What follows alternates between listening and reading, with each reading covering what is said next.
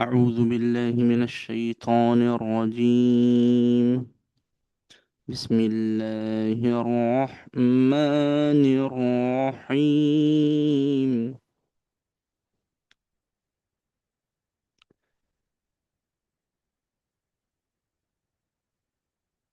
إن ربكم الله الذي خلق السماوات والأرض في 6 أيام ثم استوى على العرش يغشي الليل النهار يطلبه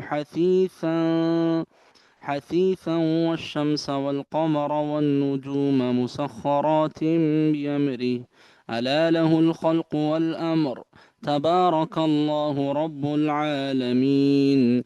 ادعوا ربكم تضرعا وخفية إنه لا يحب المعتدين.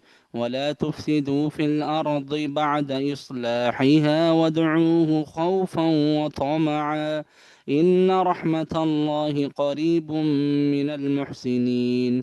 وهو الذي يرسل الرياح بشرا بين يدي رحمته حتى إذا أقلت سحابا ثقالا سقناه لبلد ميت فأنزلنا به الماء فأخرجنا به من كل الثمرات كذلك نخرج الموتى لعلكم تذكرون.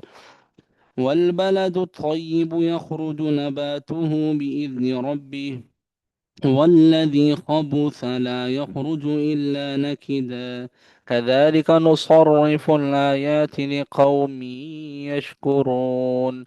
لقد أرسلنا نوحا إلى قومه فقال يا قوم اعبدوا الله ما لكم من إله غيره إني أخاف عليكم عذاب يوم عظيم. قال الملأ من قومه إنا لنراك في ضلال مبين. قال يا قوم ليس بي الضلالة ولكني رسول من رب العالمين أبلغكم رسالات ربي وأنصح لكم وأعلم من الله ما لا تعلمون.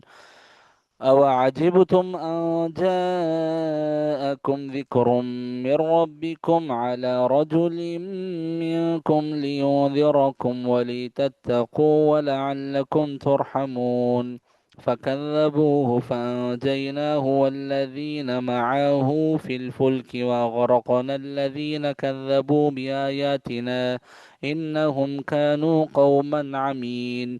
وإلى عاد أخاهم هودا قال يا قوم اعبدوا الله ما لكم من إله غيره أفلا تتقون. قال الملأ الذين كفروا من قومه إنا لنراك في سفاهة وإنا لنظنك من الكاذبين.